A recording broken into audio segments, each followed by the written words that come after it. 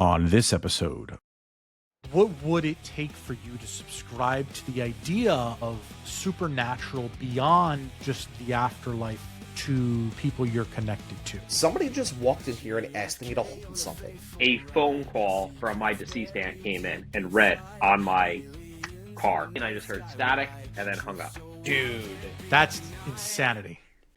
Raise your glass to mysteries, cocktails and conspiracies. Dive into these histories, cocktails and conspiracies. Raise your glass to mysteries, cocktails and conspiracies. Uncover those anomalies, cocktails and conspiracies.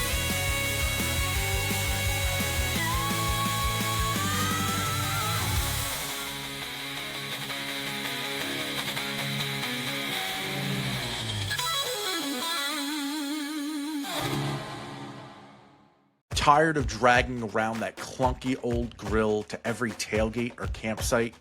Hitchfire has your back. Literally. Their rugged hitch-mounted grills are built for adventure. Just swing it out, fire it up, and get cooking anywhere your vehicle takes you. And I've got a code to hook you up. Use SFXDOTCOM at checkout to save 10% off your entire order. Head to hitchfire.com and upgrade your outdoor game. Hitchfire, built to burn wherever you roam.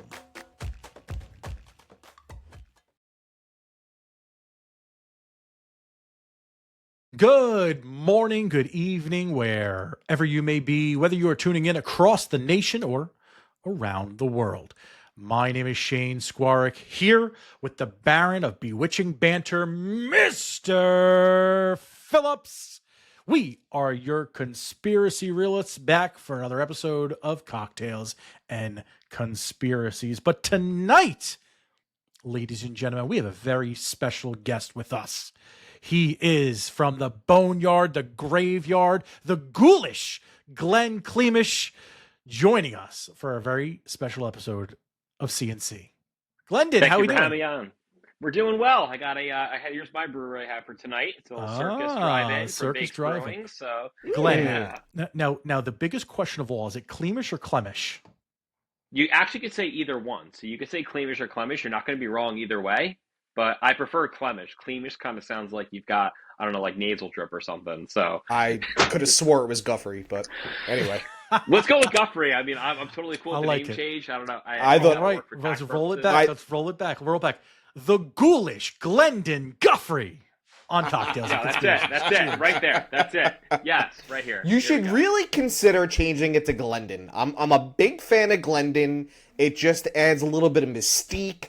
I like it. To me, you'll always be Glendon Guffrey. I think I could go with that. I think that would be a great name, Glendon Guffrey. That's like my stage name. We're set. so. Interestingly enough, I was actually looking at that county connection thing in Ocean County the other day, and they were running a 2-for-1 special on name changes. So Rickety Cricket Stanicki and Glendon Guffrey can go at the exact same time and get a Let's double go. name change. I love Not it. a soul on earth knows what we're talking about, but I love it. That is par for the course of what you guys get for tuning in. Like and subscribe. Follow us on Spotify. Remember to leave those comments below. You can find all of our other social media channels at conspiracyrealist.com. And we are diving into our show tonight. If you've been following us the last couple of weeks, we've been on a little bit of a horror, Halloween kind of spooky kick, and we're going to continue that here tonight. We alluded to last week after we talked about some horror movies and kind of inspirations that were drawn from real life, that we had some stories. I don't particularly have them, but our glorious Mr. Phillips here, the Sultan of Spooky Speculation, does. And that's why we brought in Glendon as well. He's got a couple stories himself. He's an old friend of ours, and we wanted to kind of give the floor to a couple stories back and forth here. Mr. Phillips, I'm going to start with you because the audience is familiar with your voice. And we kind of alluded to it a little bit in the last episode that you've had some experience before. Still looking for that Ghost Hunters experience. So again, this is another shout out, another call out, another question to each of you Ghost Hunters. It doesn't have to be New Jersey. You could be ghost hunting anywhere across the United States. Send the invite. Mr. Phillips can accept it. Depending on where you go, I may or may not be in. If you're going to pay for my flight, I'll go wherever you want, baby. I'll ghost hunt wherever you want to bring me. I have a feeling they're not going to pay for your flight, but they might bring you along with them. Maybe our gracious sponsor, sfx.com and or MSD Tutoring would love to pay for it. We got a lot of sponsors now. We also got Brewbag that's sponsoring us. Hitchfire, check them all out. Let's go. Maybe less so. Well, Hitchfire is a paid sponsor, so maybe we should go with that.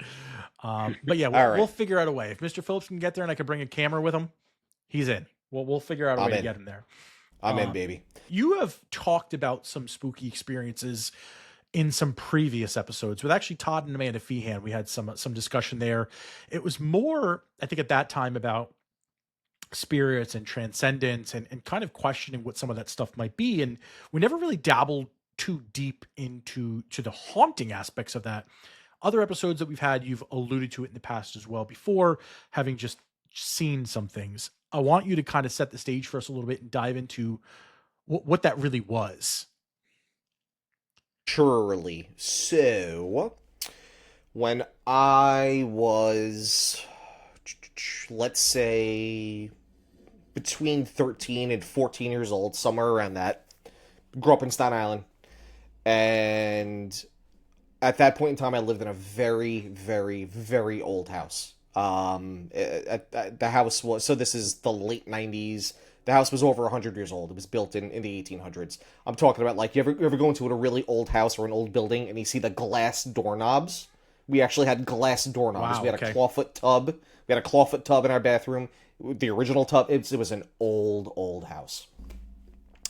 And so it was just a creepy house, like the quintessential haunted house. And it was weird, right?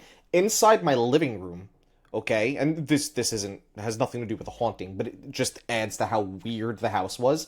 Inside the living room, or I should say outside the living room, was what used to be an exterior porch, which was then eventually closed in. But they kept the windows. So in my living room, inside of the house? Correct. So in my living room, there were windows, and on the other side of that window was the closed-in porch. So it's a weird old house, okay? And it never felt right. Like there were, my father had weird experiences. I could certainly tell that story in a bit. He heard a ladle and a punch bowl moving. My grandmother, babysitting for us, swore that we were awake because she heard, people walking up and down the steps, people walking upstairs, and she went upstairs to check on us, to yell at us, to say go to bed, and we were all out cold, and we were young at that point. So it was just a weird old haunted house. But I had never really had a personal experience until I was about 13, 14 years old. And at that point in time, I'm on the phone with a girlfriend, a little puppy love action going on. And, it's an old cordless phone.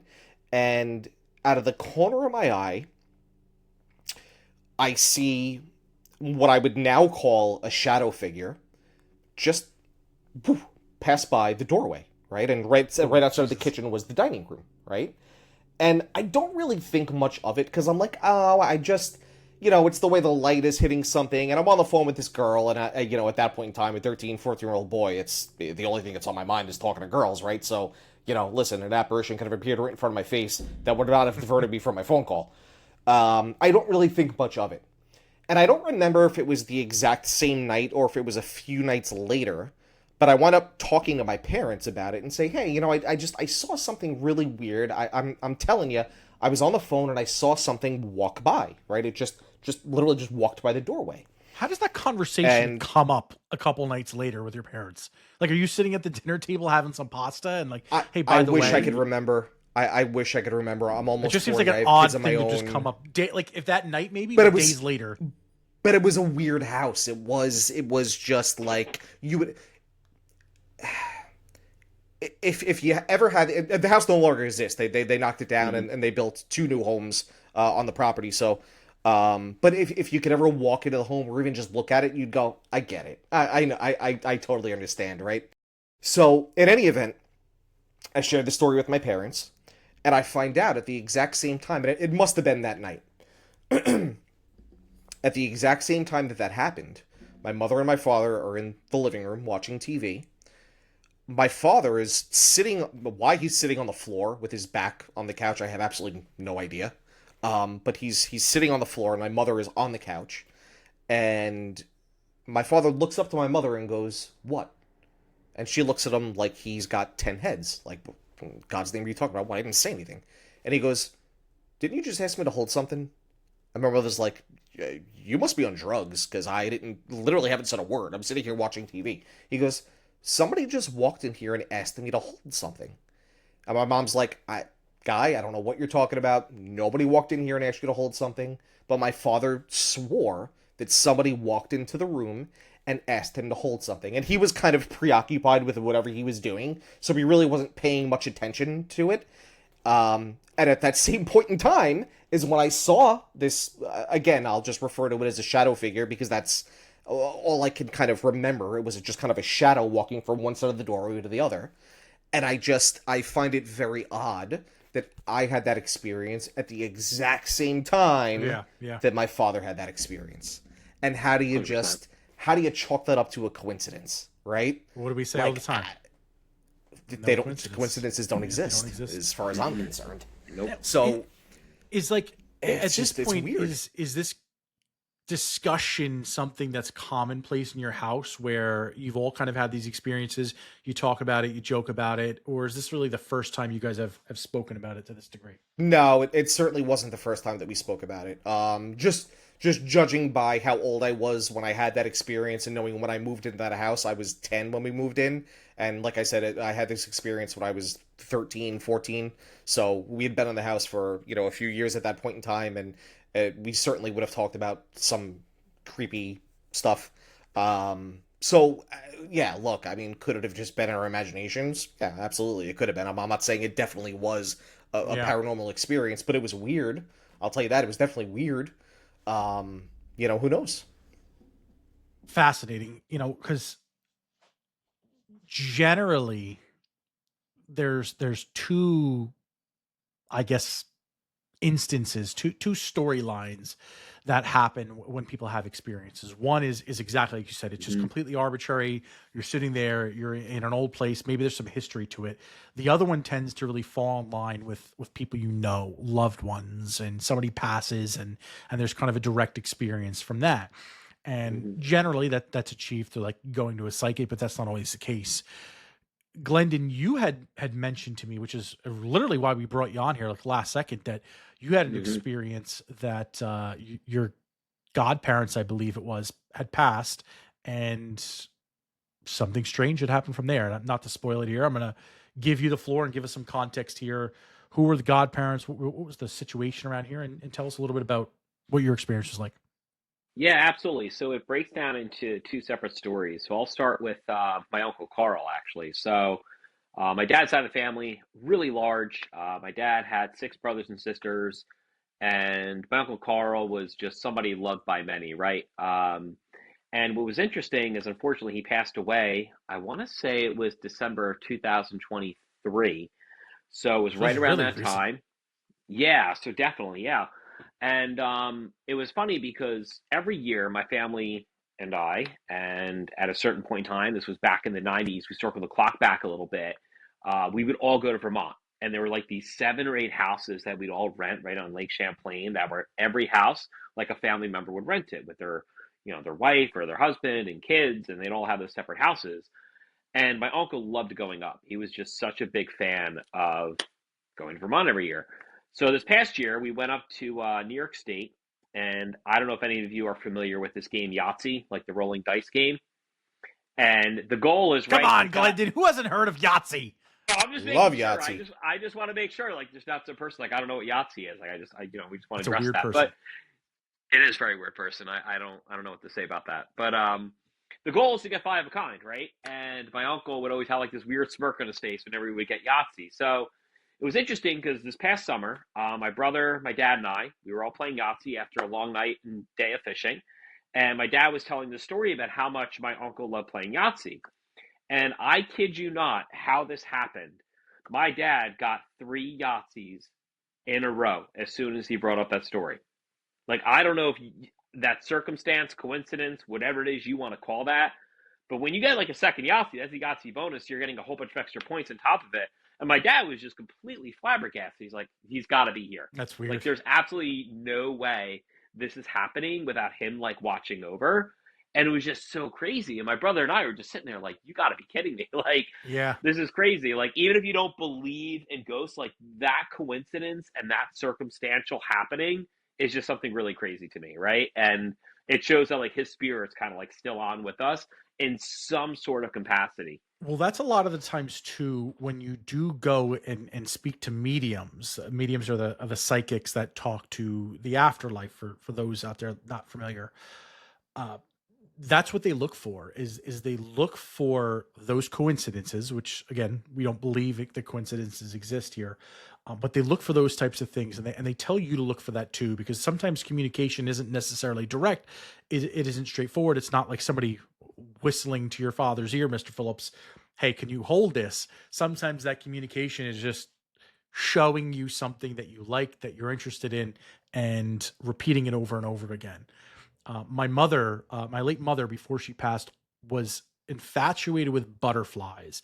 And her and my father used to believe that butterflies were basically reincarnated people. They're coming back to tell you that they're here. And when my father passed, our backyard garden was just inundated with butterflies, and they'd always come and they'd always land on my mother. And she was always obsessed with the idea that it was my father, it was her twin sister, it was her aunt, it was her brother, it was her father. She was always obsessed with all these butterflies were these people coming and speaking to her, because it's something that she had long standing with them. Now, could that have happened anyway without all those passings? Sure, probably. But it's interesting that was something that was a fixture so much in her life, that we have like butterfly things all over the house. I've got boxes of butterfly crap just still sitting around the house. Some of them made it to my daughter's room. Most of it ended up in the trash or in a box somewhere in the attic of the garage. But it was interesting. But you said you had two parts to that, because it was godparents. Was there more to that beyond the Yahtzee? So the other one's about my other godparent. That's a quicker story, but I do want to mention about that Yahtzee.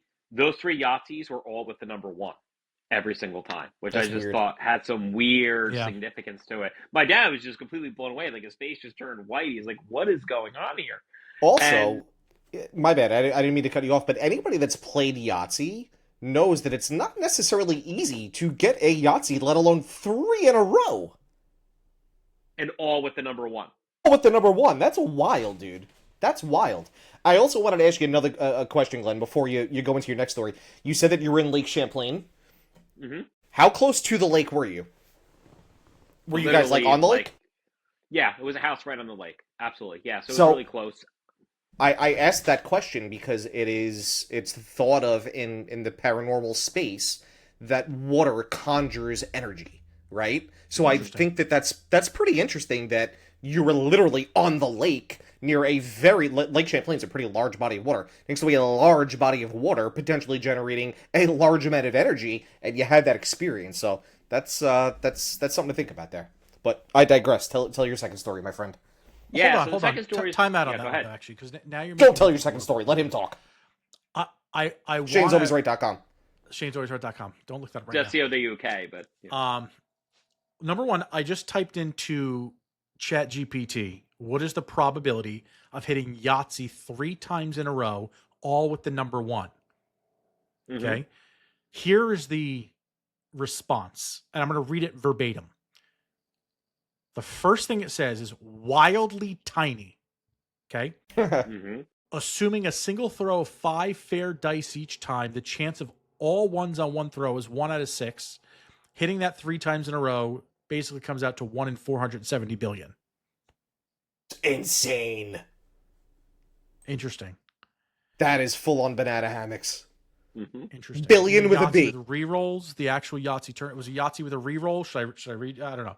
And nevertheless, my question to you was really about the Yahtzee. Was it a Yahtzee kit that you guys brought with you? Was it already in the house? Like, was there any sentimental It's a value to it? Yahtzee kit, so that's really interesting. So here's what's crazy. So we hold on to old scorecards from Yahtzee. Ah, My uncle Carl has his scorecards in that box. that's right? interesting. And my now. dad used the old shaker that my uncle would use too. What's it made out of? Like it's definitely like a blue plastic. I mean, this thing's been around since the 90s. You think of like 90s, like James Way, like you buy a Yahtzee kit there. Sure. That's what it most likely looked like. Jamesway. I haven't heard that. Yeah, forever. you remember? Oh, come on. That was a Oh, Pennsylvania thing, dude. There was Yeah, a that was Jamesway in- by my grandparents' house in the Poconos. Yeah, that was James. There was one in Mattawan in the 90s. Remember going there? So yeah, fond memories of that. Kmart. Oh, all those stores. Well, that's interesting because in our last episode, when we were talking through kind of artifacts, mostly, Mr. Phillips was really bringing up points about energy and transitioning energy, and that's really how it. When you talk about like haunted artifacts or haunted objects, you usually see them in movies or some of the documentaries you'll see, but it's this like this transferring of energy into these inanimate objects, right? As they're passing, and it doesn't always have to be haunted, right? In this particular case, it's not, and so that's why I was curious where this Yahtzee game came from. If it was just sitting in the house, well, maybe I lend that to a little bit more coincidence than anything else. But the fact that it was your Yahtzee, it has your uncle's scorecards in it, or your godfather's scorecards in it, the same shaker, the old shaker, like I don't know. That's an added layer of coincidence that I think is it's kind of remarkably close to the chest there. So pretty cool. Hey, you know what was made of organic matter? The scorecards. Right. Well, yeah, his point. shaker dispels me. If you said a wooden shaker, I was about to do a backflip right here, which I can't do. So fortunately you didn't say that, but in any case, you had a second story there. I want you to kind of parlay into that.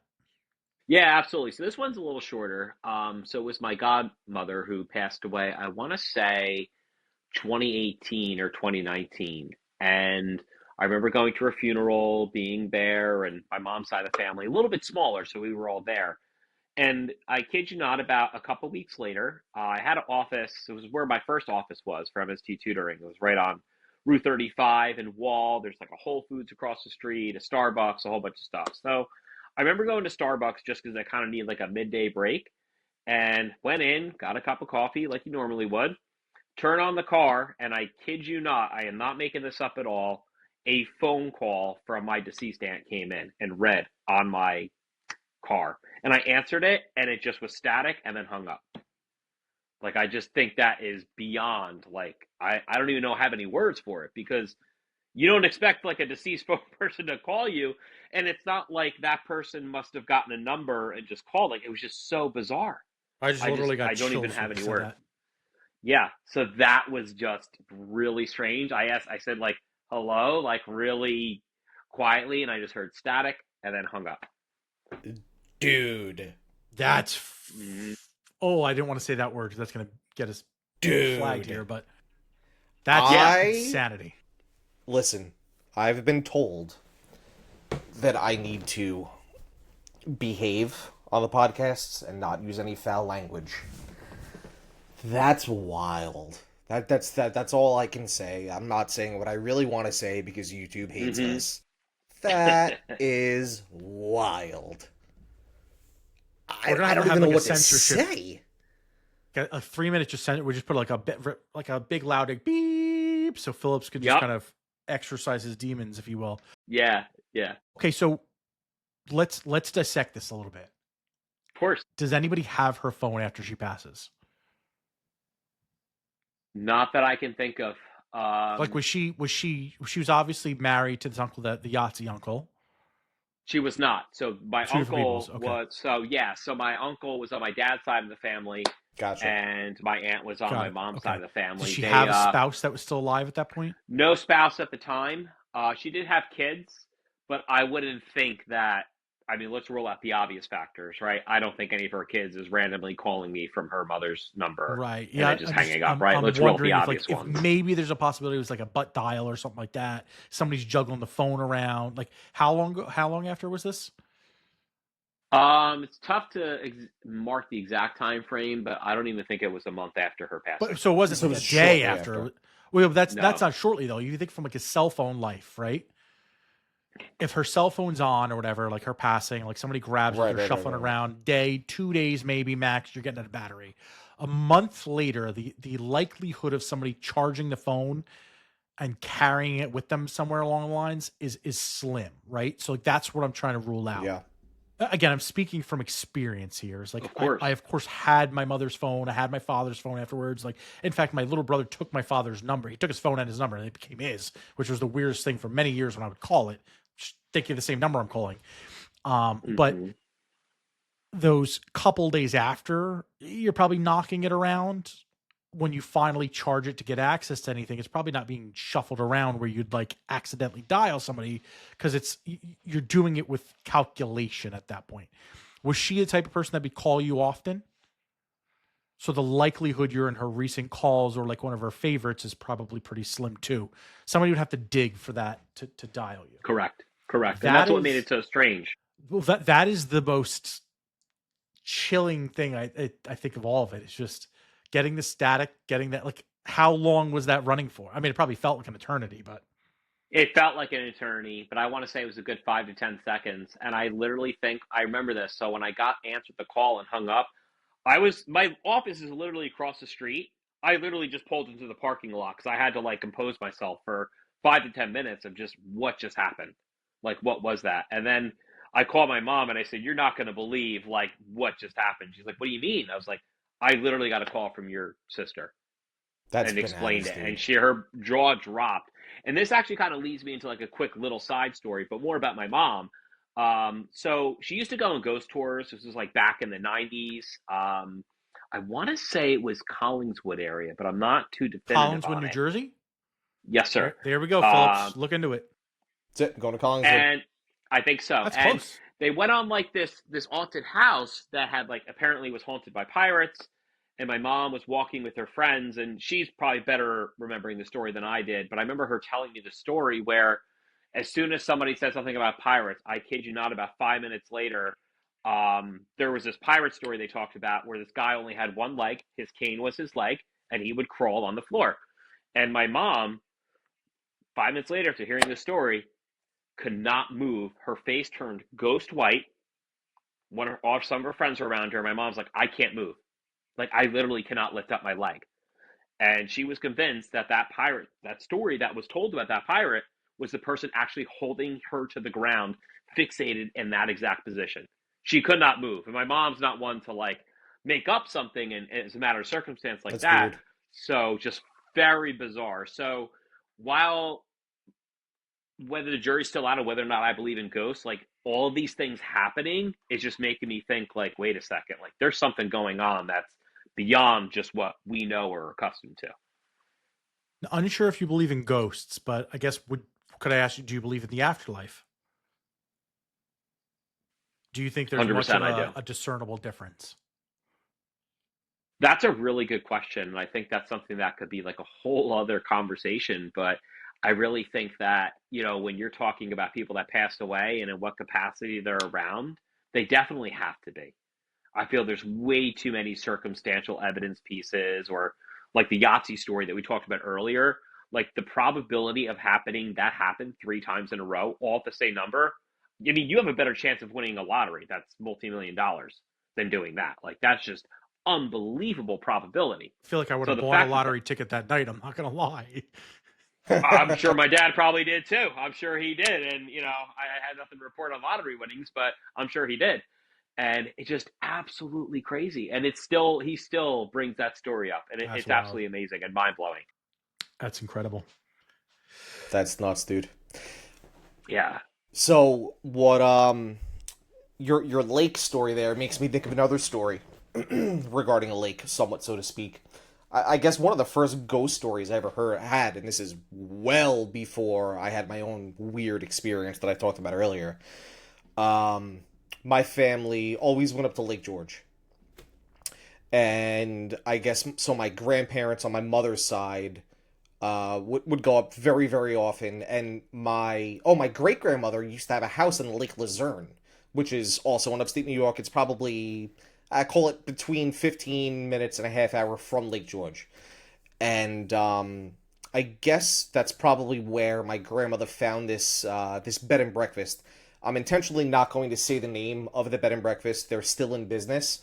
And I know, just from doing some research, that they do not like these ghost stories attached to their business. So out of respect for them, I'm not going to say the name of So the that means specific that bed they're and breakfast. happening frequently.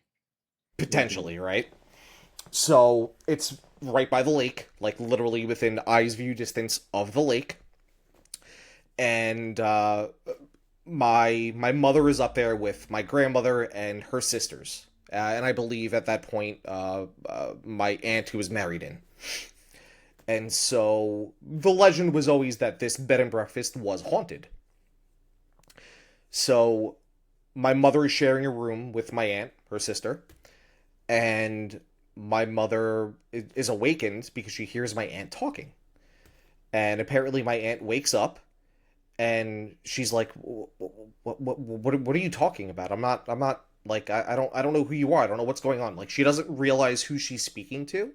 And after she kind of comes to, she tells my mother that some little girl, say, call it between the ages of 5 and 10, was in the room at the foot of her bed with, you know how, like, women wrap a towel around their head after they get out of a shower? She had this towel wrapped around her head, and she was tugging on her blanket, going, Mom, Mom, Mom. She's tugging on the blanket. Mom, Mom, wake up, Mom. And so my aunt wakes up, and she's just kind of out of it at first. She doesn't realize... And at this point, she did not have children, so it wouldn't even be, like, a normal occurrence for her. You know what I mean? She did not have kids until she was... so this occurred when I was, like I said... I heard the stories when I was 10 or younger, let's put it that way. My aunt did get married... I'm almost 40. My aunt didn't get married until she was 40. So this was many, many years before she had children of her own, or probably even thought about it. So she has this very bizarre experience. You know, a lot of bed and breakfasts, or even older hotels, will have like a guest book or a guest log where you can kind of, you know, almost like a diary where guests can go and write in. Well, my mother, and I don't remember if it was my mother or one of my aunts, was kind of browsing through, you know, the guest book at this bed and breakfast, and she comes across something that says, you know, just talking about their experience. Oh, it's such a lovely place. We had such a great time, blah, blah, blah. P.S. Don't be afraid of Violet. She's the little girl who's here. She's not going to hurt you. What? Dude, how weird is that? How weird is that? Who wrote this though? That's this insane. Is this like the innkeeper? It was... No, this is a guest. Somebody that was at staying at this bed and breakfast. So it was just a guest book, and they're just a lot of old bed and breakfasts, you know, have guest books where you just kind of it's almost kind of like a diary, right? A guest would go and just kind of write about their experience, so on and so forth.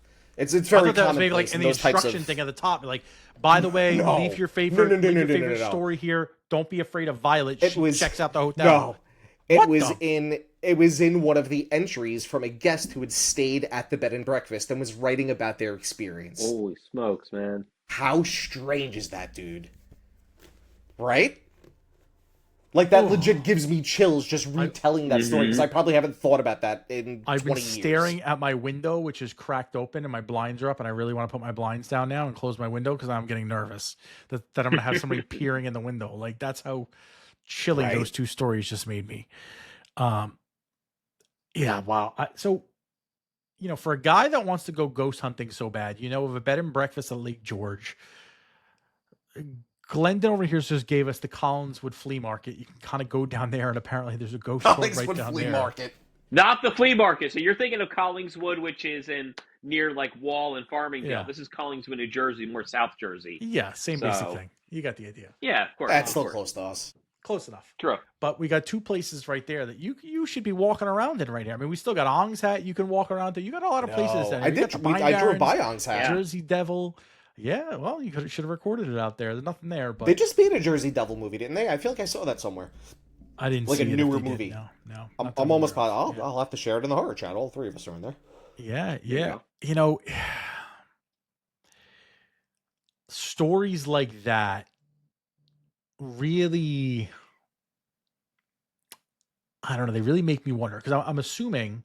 Well, Glenn, I'll start with you because you're here, right?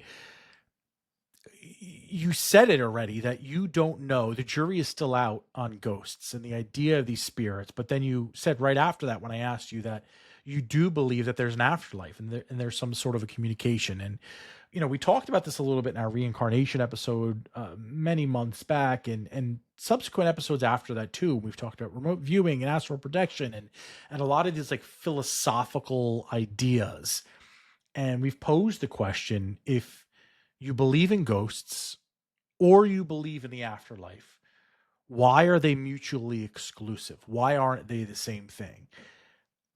I don't need an answer from you, Glenn, necessarily, but if you have one, give it. You can take that question rhetorical. You can answer however you want. But I mean, do you think that?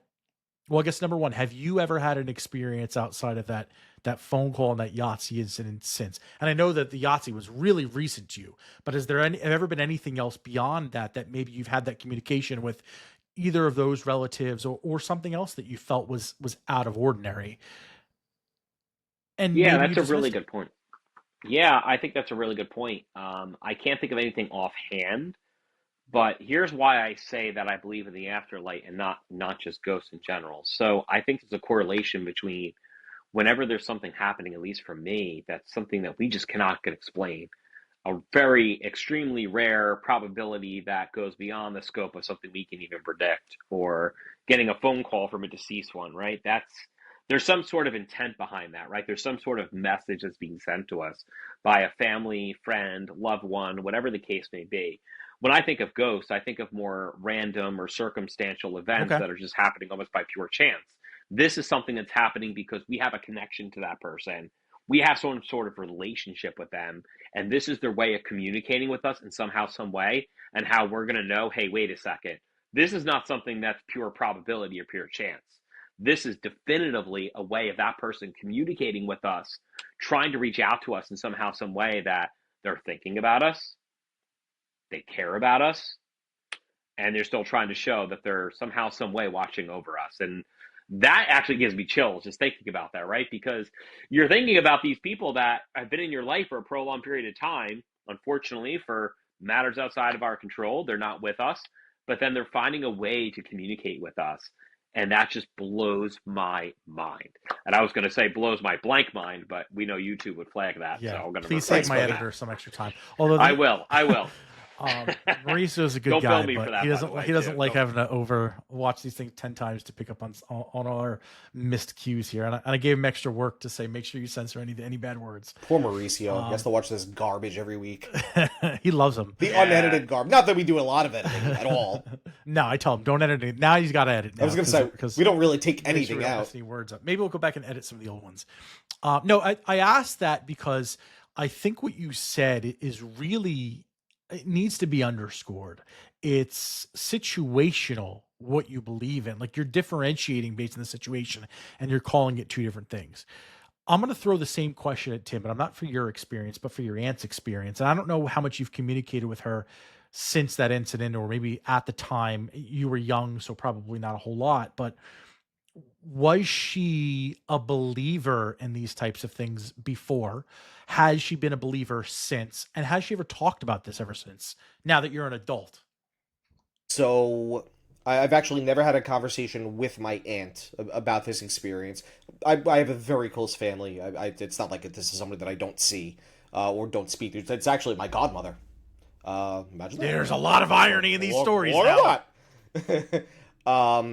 But no, I've never had a conversation with her about it. It's a story that my mother told me because she was there, and I was very young, and it made such an imprint on me that I could, repeat it verbatim to this day. That's What how age much it did stuck with me. What age was the story given to you? I couldn't tell you exactly when. Let's call it average, maybe between 8 and 10. Let's put it somewhere in that range. So is this about So- right after it happened? She tells you this? This is like they were on a girls' trip, right? Like they would at So least your mother once a tells year. you right after it happens.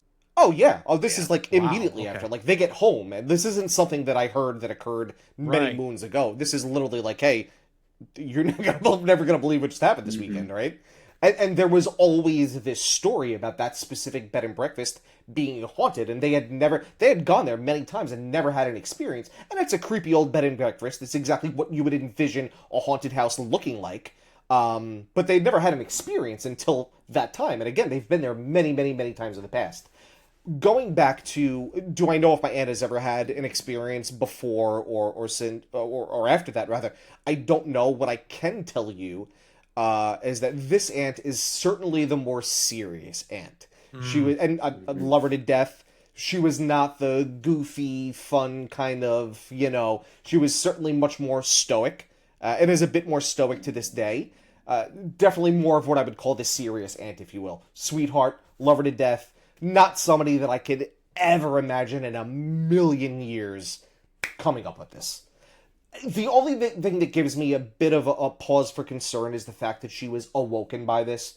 And when we're in a dream state, sometimes it's very differentiate to tell when we are coming out of that dream state and exactly what we're dreaming about. And there's just a lot of, for lack of a better term, confusion there.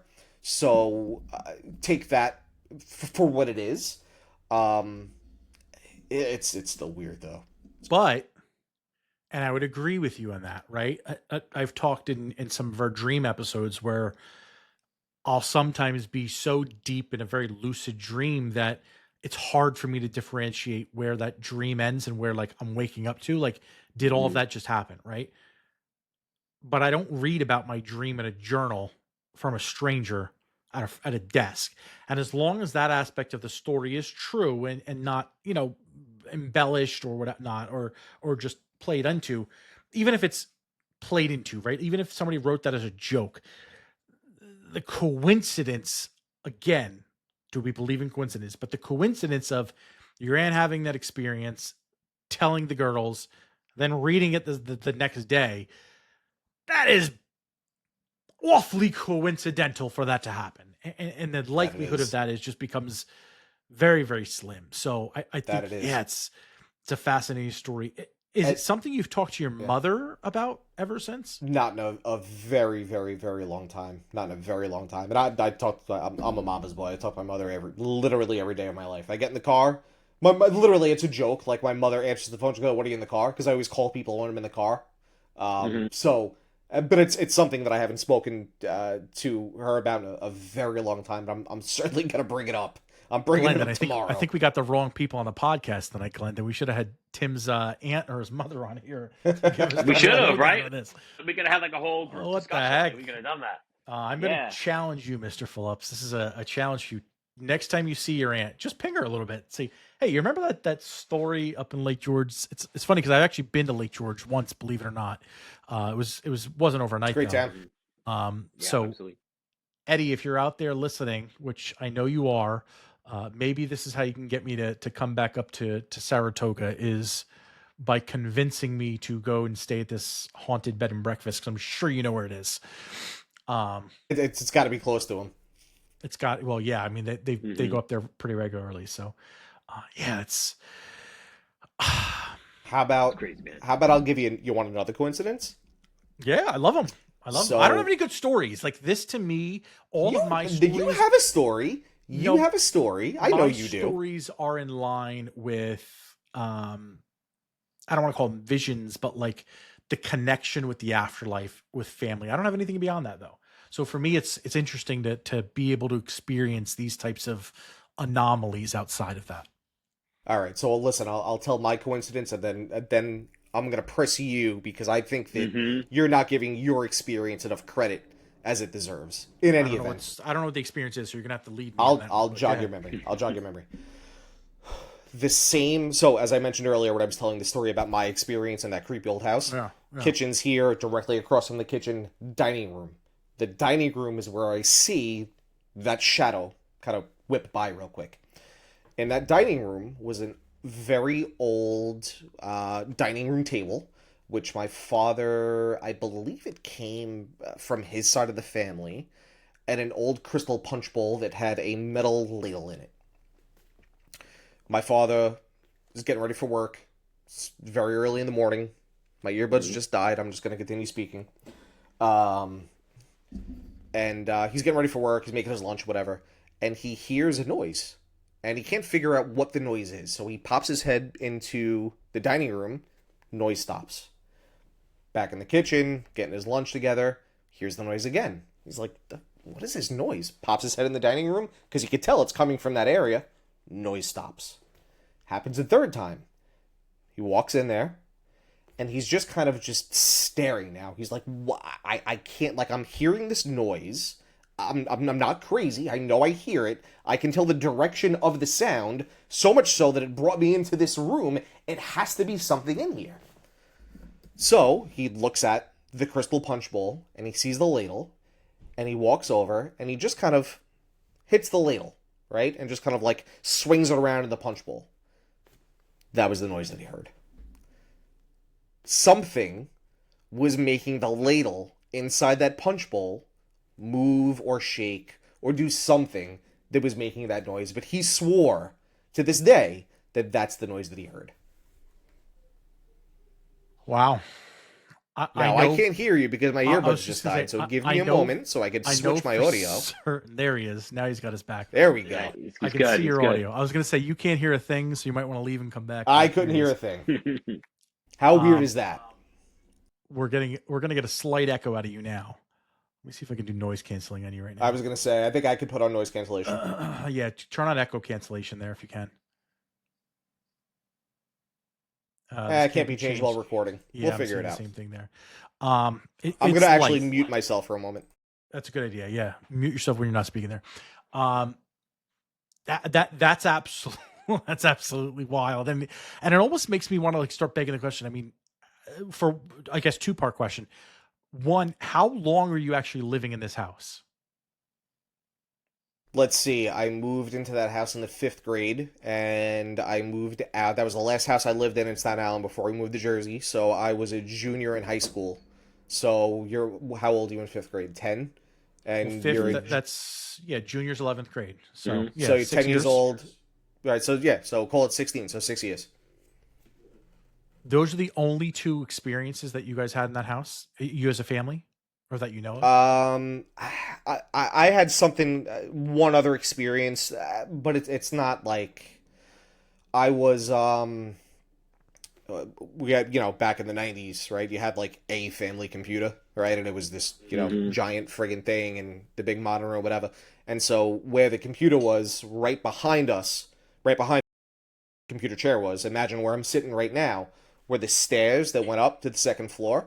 Under the stairs, that was the door that led to the basement. It was just very weird. It was like a strange oval kind of cutout. Very bizarre. I don't know what connection the basement really has to do with it, but when I was sitting there on the computer one day, and it's funny because I never liked to fly. I didn't like to fly then. Don't like flying now. I was just concerned about flying, and I happened to be thinking about it at that point in time. And my great-grandmother had just passed away maybe like a week or 2 before that. And I swore I felt something kind of like touch my neck. Is it real? Is it not? I don't know. Maybe I just thought I felt something. I have no idea. Put it this way. It wasn't strong enough for me to say like, oh yeah, something definitely touched me. And it certainly wasn't strong enough to be like, it was my great-grandmother. You know what I mean? I don't know. But it was another weird experience. I'll chalk it up to something weird, if nothing else. Yeah. Well, that kind of leans into what Glenn Kliemisch was saying earlier, that there are a lot of tie-ins in death where somebody close to you dies and something weird happens. And, I was alluding to before, and I've talked about many times in the show, most of my experience has always been around that, communicating with my parents after they've died to very deep degree. I mean, to this day, I still have very, very, very lucid dreams where it's like a life living in communication with them that I've never had, obviously, at this stage of my life. Again, chalk that up to the mind being a strong thing. But it's something I've heard from a lot of other people as well, too. And something I actually now, for closer friends, will warn them about is you're going to have some weird stuff happen. And it might happen probably in your dreams. Or when you're kind of coming out of that dream state, just don't be alarmed. And at first, generally, they're all just like, what it is, what it is. Because, you get a lot of like nonsense. Not that I'm hoping either of you have to experience anythime soon, but you get a lot of nonsense when somebody close to you like that passes. And I can think of one person specifically who's contacted me right after it happened. He's like, I know exactly what you're talking about. And this and this and this happened, and gave me his story. And then I, shared with him more of mine, stuff like that. And it happened to him multiple times since then, and very cathartic. So I lean into a lot what you were saying before, Glenn, that I think there's a lot of that. What always fascinates me the most, though, and you're echoing pretty hard there, so I'm going to keep you on mute for a second there, Mr. Phillips. What always fascinates me, though, is the stories that don't tie into somebody that you know, and how they find themselves communicating with you. And that's why I asked you a little bit on what other experiences you had there, Mr. Phillips, because now I'm starting to wonder. The hand in the back of the neck, I think that's a subtlety. That's something you can kind of brush off. The bowl and the ladle, that's like a physical manifestation at that point where you're moving something around and you're doing something. That spooks the crap out of me. I see you nodding your head, Glenn. That spooks the crap out of me. But then also, 100%. right? Like if you experience that, yeah. it's a different beast we're dealing with. But then when you add that on to the idea that this guy or this being, this shadow ran through, you saw it, your parents experienced, clearly that whatever this entity was had a thing for Guy Phillips over here, because whispered in his ear, can you hold this for me? Maybe talking about the ladle at that time too. I tend to wonder, and maybe this is another challenge for you, maybe press Guy and see what other experiences he might have had, because I'm starting to wonder if he wasn't the catalyst, if it didn't come with him or come with his keepsakes, whether it be his table, his ladle, his glass crystal bowl. It just seems interesting that he had the most severe of that little rustle through, then he has that little pot that, like, it seems odd to me that over 6 years there'd be only 2 encounters, right? And there wouldn't be more. So, 2 things on this, right? So first and foremost, my father is he could be very quiet, right? Yeah. Like my I mean, you know my father. My father could be, he is just like no BS, hardworking, blue collar, get the job done, no nonsense kind of guy. No pun intended. His name is Guy. So he's just, he's the, I know I said the same thing about my aunt, but they actually have very similar personalities, funny enough. But again, never in a million years would he be the kind of person that would even be influenced to think that he was having an experience if he wasn't actually having it. You know what I mean? The second part of that, the whole thing gets even weirder, because there's a part of the story that I've left out to this point. You ready for this one? A lot of suspense, GG. I can't wait. Yeah, I'm gonna have to choose my words carefully, because I'm only 40 and I left that house when I was 16, and I'm sure that a lot of people around there are still alive, and I'm sure that the person that owned that house, we rented that home, we didn't own it, is probably still alive. Not that they're gonna watch me, but what I'm about to say is not so great. I'll kind of talk in code a little bit, but everybody else is gonna know what I'm talking about. The person that owned that home, the landlord, is a known house painter. I don't know if you guys know what a house painter is. You hire somebody that paints houses, somebody that'll, for a certain European. Oh, hold on. Your audio is cut out completely there. dropping out on us. Really? Yes. That's You're weird. back. You're back right now. Okay. I'll go again from the beginning. The landlord that owned that home, and everybody in the neighborhood, everybody on the island knows that this person, or believes this person to be, if you, a kind of person that if you didn't want somebody to be around anymore, you would hire this person so that they wouldn't be around anymore. And that they worked for a specific Italian-American crime syndicate within the greater New York City area. This person had a nickname. This person was somebody, again, like I said, who, if you didn't want somebody around anymore, that's the person you would go to. That was the person that owned the house. What happened in that house? I don't know. I genuinely have no idea what happened in that house. But if somebody like that owned that home, could they or could they not have used it for certain activities that would potentially then lead to these kinds of things manifesting in the future? I don't know. Glenn, what are we implicating ourselves in right now? That's a great question. I wish I could tell you. I feel like we just wrapped ourselves with a whole other episode. This is a right whole now. new This is episode. This is a whole new episode. We got to do a part 2 on this. That's what we got to do. What did that basement look like there? Completely unfinished, dude. It was the creepiest goddamn basement you had ever been into in your life. That's where the breaker was. So when you blew a fuse, which happened all the time in an old home, you'd have to go down there. And sometimes my father would be at work and it'd be 10 o'clock at night, and it's the middle of the summer, and we blew a fuse, and the AC is out. So who's going down there? Me.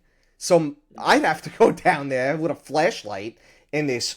I mean, dude, think about I'm sure you haven't seen it in a long time. Think about the Blair Witch, right? When at the end of the movie, where they're in that house, and it's that old, unfinished stone. Like, literally, the foundation is made of individual stones. It's not poured concrete. It's that old. That's what the basement is, dude. My father had a whole workshop down there. Yeah, dude, it was creepy as hell. Poured concrete? Not poured concrete. It was so old that it was individual stones. That's how old the foundation was. Oh, wow. Interesting. Have you ever done some research on how easy those stones are to chisel out and pop out? No, I haven't. I have not. That might just be a little bit of a innuendo to do that research, and that might answer your question about the former landlord and what may or may not have happened in that house down below. Yeah. And maybe To the best of my knowledge, still alive, so we'll keep it at that. Yeah. Don't watch this show, mister. We'll make sure it does not go into his feed, or the algorithm does not work for him. That's what we'll do. We want to We make have a it guide big, for that, right? Yeah. You know what? We're taking all the subscribers we can get, so maybe he'll just skip over this episode. You know what's funny too, dude? My youngest brother works in Staten Island, and so he had an apartment on the island for a little while before he moved back to Jersey, and has like a very, very short commute. The studio apartment that he was living in was literally across the street from where that house was. Wow. And we all joked around like, oh, I wonder if the ghosts from, Wow. followed you over there. Well, that'd be weird. Yeah, right? Oh, geez.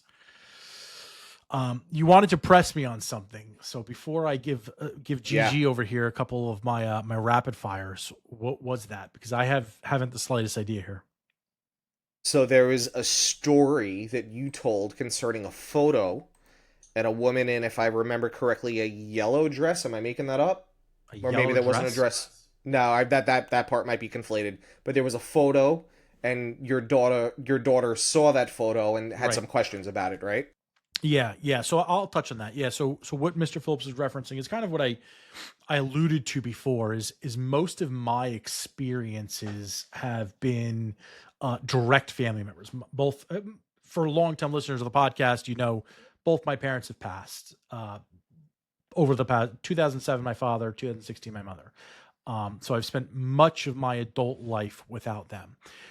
That means neither of my children have met my parents. And there was an instance in which my daughter at a very young age saw a picture of my parents and pointed at my mother and said, "That's Grandma Donna and that's Grandpa Richie."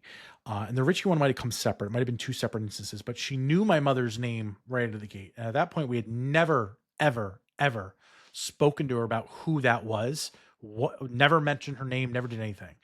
And she was young enough where, if she heard us talking about it today at her current age, totally understand it.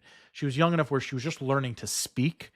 And so for her to have retained any information on a person she's never seen before, outside of, some photos, would have been very odd.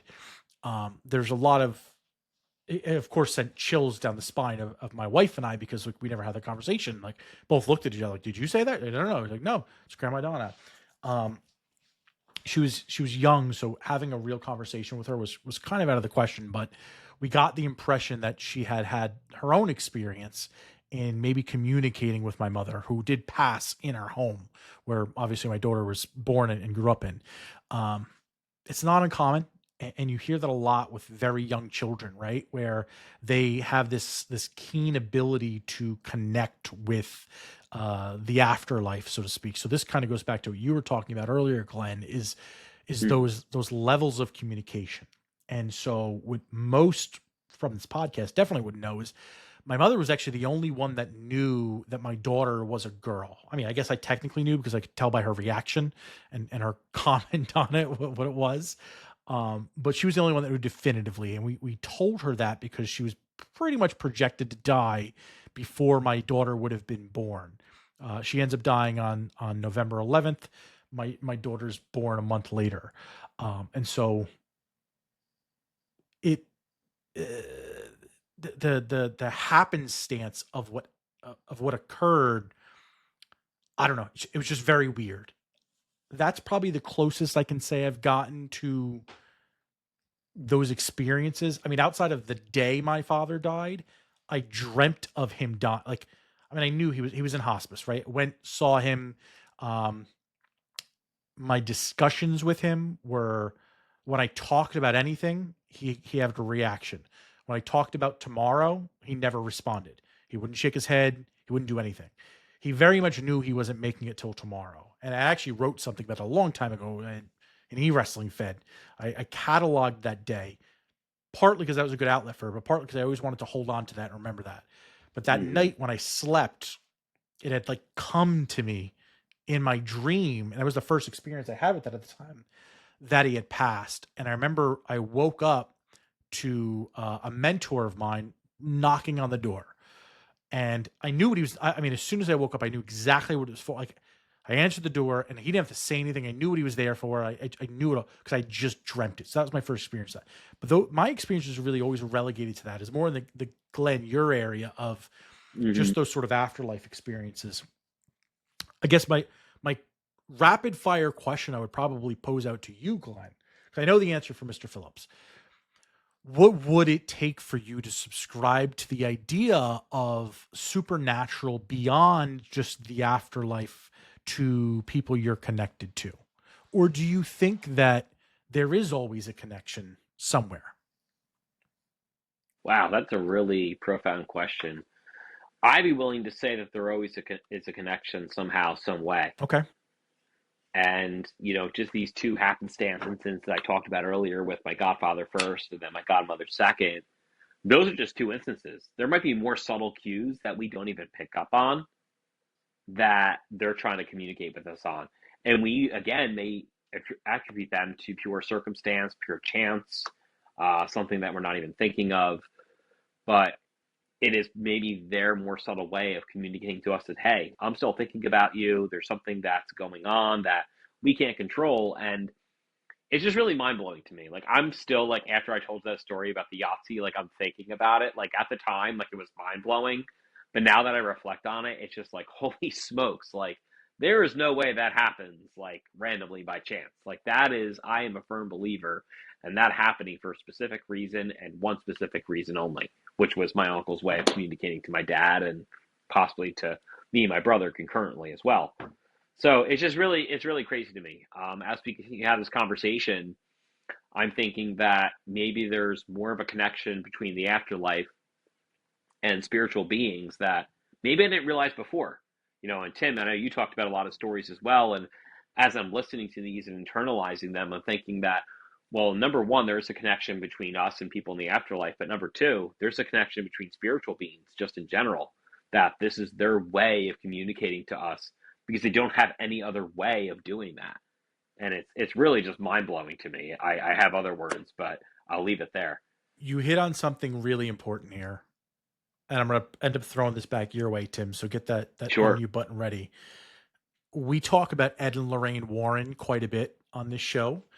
And one of the things you catch from the movies all the time, and I know movies are Hollywood, but it's inspired by everything that's happening. If you look at anything in these stories, ghost hunters always ask the same questions of the spirits that are haunting. What is that question, Mr. Phillips? God, you're gonna put me on the spot with that question? I don't know. I feel like I've watched Layup! a million. I've watched a million ghost things. They tell you to find out what they want. What are you here for? What do you want? What do you look That's for? where I was gonna go. Well, good. You were making it look like I was putting. Yeah, you're putting me on the spot. Blah blah blah. Like, Oh yeah, because you kind of were. I don't know. There's a million things I could come up with. That was gonna be my best guess, and I wound up being right because I'm just that goddamn good. rewind. You pretend I didn't say that. Phillips, what are they looking for? What's the question they always ask? You can answer the question now or no? I think he froze. No, he's just staring at us. Oh, maybe he did freeze. It's a hard stare. All right. I think it's played a staring game with you. Yeah. Nope, he's good now. Oh no, now he's muted. Ah, You're see, there. the earbuds, the earbuds going down just sent me off the roller coaster. I can't hear, I can't talk, I gotta mute, I gotta unmute. Why don't we just get you a hearing aid? We'll call it a day. You know what? Fine by me. Fine by me. One No, last but time. What to is your the point- question they always ask so you can have it for yourself? Why are you here? What do you need? And I think that leans into the point you're trying to make, Glenn, is there's always a reason, right? And whether it's, I think inherently as human beings, our minds are going to be a lot more open to the people that are closest to us because we have a longing for that. I don't have an answer for Tim's experiences or his parents, particularly his father's, who's got a ton of them apparently. He might have a ghost girlfriend at this point, or his aunts, right? Like those are the experiences that really captivate me. The experience that you had, Glenn, and the ones that I have, those I think I can answer. I think I can come up with a justification for that. Phillips, you are way closer to this than I think either of the two of us are. And a person that's longing for more of those types of experiences, do you think there's something to it? Do you think there's got to be an openness in you, or do you think it's coincidence? Not coincidence. That's the wrong word. Do you think it's situations that you just happen to be in, and happenstance, right place, right time? Like, what do you think it is?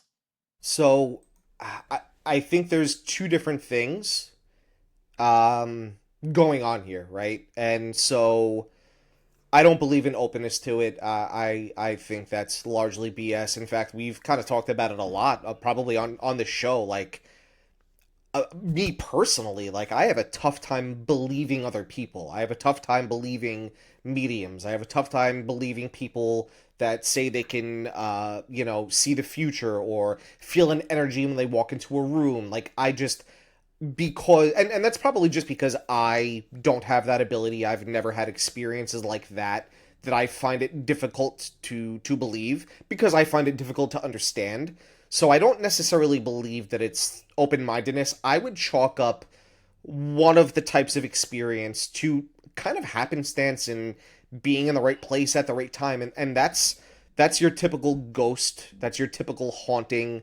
It in many cases it's residual. It's almost like a record, and it's energy that's captured, and it's like a record that just plays, and it doesn't care if you're there or not, and it doesn't care if that building where it initially captured that energy from is there or not. It's energy, it's in a specific place on this earth, and it just plays like a record, and nothing else can impact it. Not a person, not a building, not physical matter. It's just going to keep doing its thing, right? And that would be experience number one. But experience number two, which would be more closely aligned to the experience that you guys have had, that would be someone, a loved one, coming back and communicating for whatever reason. To me, that might come from a different place, right? That might come from, and while they're both kind of technically the afterlife, one is an imprint of energy and not necessarily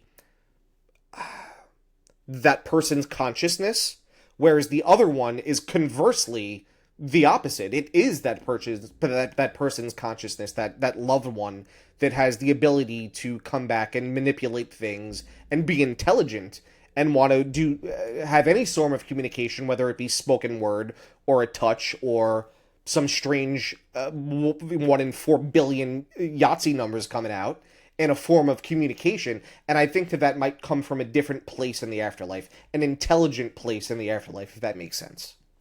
Yeah. Just real quick, I'm going to grab my phone charger. I'm literally at 1%. Do you, boo-boo? I'll be right back. Don't miss me. Now I'm on Shane's mute muted. there. Yeah, I was gonna say you do that, Glenn. No worries. We're gonna wrap up here anyway. No wonder he was fidgeting around over there.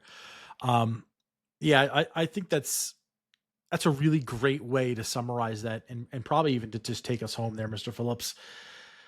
there's so much that's unknown that I don't think we'll ever actually know, but the way you summarize that makes a lot of sense to me, and it's something that I think I can hold on to and buy into, right? Like there's just some things are unexplained. You just got to kind of accept that and just go with it. And other things, maybe there's just a reason we're just not quite totally aware of just yet. Mr. Glenn, my last parting question for you is Mr. Phillips and my younger brother are actively trying to go to like haunted penitentiaries and the Conjuring House. If they organize a trip, are you involved in that trip, or are you trying to stay far away from any of these demons and ghosts? Oh, 100%. I'm all in. I was Really? 100%. Wow. Even at the risk of taking a demon home with you? Yeah, I'll just give it to you. Yeah, Next time I hang out, I'll just pass it over better to you. not be in that house you're sitting in right now, because I'm telling you right now, man, you drop a demon in that house, we got a big problem. I was actually going to put it like right in the living room, so whenever you watch TV, it'll just be chilling there. Yeah, it'd be great. Well, I don't think I have any ancient wood in there, so we don't have to worry about it too much. We do have that coffee table. I could just see if you lays on that, Well, if Kevbo made me the one I wanted, then that would be definitely a harbinger for for some demons right there. But in any case, I think that's as good a place as any to wrap up. Glendon over there, his phone is down at 1%. It's hanging on for dear life, and I'm afraid that our recordings here are probably going to, he's recording in 4K here, folks. So I think it's going to take up more battery than we've probably got left over here. So Ghoulish, Glenn Guffrey over here, thank you very much for joining. And honestly, thank you for sharing those stories. Those are awesome stories. Incredible. We invite each of you out there to share your stories as well. You got the comments below, Facebook, Instagram, Spotify, YouTube. We're on X. We're on every single place. Apple Podcasts, Amazon Podcasts, you name it, we're there. Check us out. Give us a like, follow, subscribe, rate us if that's there. Hopefully it's something good. We try to respond to each and every one of your comments on there. So if we don't see them, I don't really know why we wouldn't see them, but we do. Even when you make fun of us, we try to respond to them there. Mr. Phillips, any parting words for our ghosts and ghouls out there coming off of Halloween week? Keep making fun. I'll always be the dumb guy in the hat, even if I don't have a hat on. I'll always remember that comment. Thank you. Now he's Mr. Clean with the ball head. Thank you, ladies and gentlemen, for spending the hour here with us tonight. Until next time, cheers. Raise your glass to mystery. Another great episode of Cocktails and Conspiracies. So long, everybody.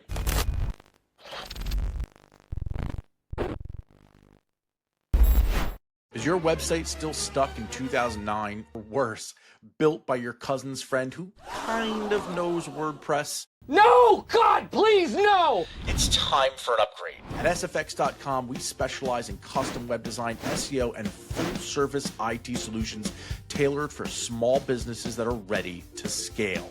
Whether you're just starting out or reinventing your brand, the team at sfx.com brings strategy, style, and serious tech skills to every project. Visit s-fx.com today, where small businesses get big solutions. Visit s-fx.com.